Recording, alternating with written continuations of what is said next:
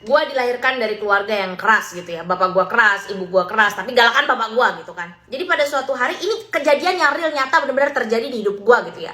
Dulu gue SD kelas 1, masih SD kelas 1 gue udah bikin perkara sama orang. Gue digebukin sama orang-orang, dikeroyok lah kasarannya begitu. Gue dikeroyok sama orang-orang, dan ketika gue habis dikeroyok itu kan udah dilerai sama gurunya, udah berusaha dilerai sama gurunya, tapi tiba-tiba datang bapak gue ngejemput gue pulang dari SD begitu kan. Gue langsung lari ke bapak gue kan, Bapak tadi dipukul sama yang itu. Salah satu gue inget banget namanya Dimas, gue inget banget, paling emosi gue sama si Dimas itu tuh. Terus habis itu bapak gue, begitu dia tahu tentang berita itu, mendengar berita itu, dia langsung mendidih, dia langsung bilang, jangan kamu pulang ke rumahku kalau belum kamu balas dia. Lakukan apa yang dia lakukan kepada kamu. Kamu sama dia sama-sama makan nasi. Gua merasa jadi Power Ranger pada saat itu. Ini keadilan yang sesungguhnya.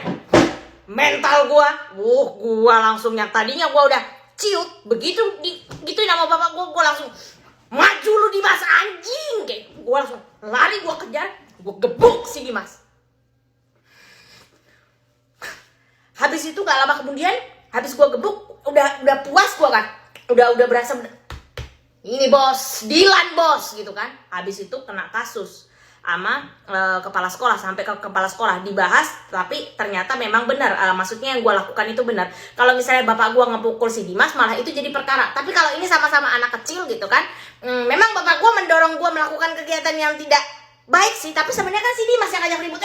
Anda yang ngajak ribut dulu Dimas ya, jangan bikin saya ini dong. Kemudian setelah itu, karena udah ada masa-masa pembulian itu, jadi gue dilesin taekwondo. Makanya dari sejak itu gue pas kecil ada les taekwondo, karena gue dulu sempat dibully begitu. Nah terus habis itu si Dimas akhirnya minta maaf, orang tuanya juga minta maaf sama keluarga gue, dan gue jadi reman bos. Dari semenjak itu gue nggak ini lagi. Jadi dulu awalnya, jadi apakah ini Dilan Joker yang disakiti kemudian malah menjadi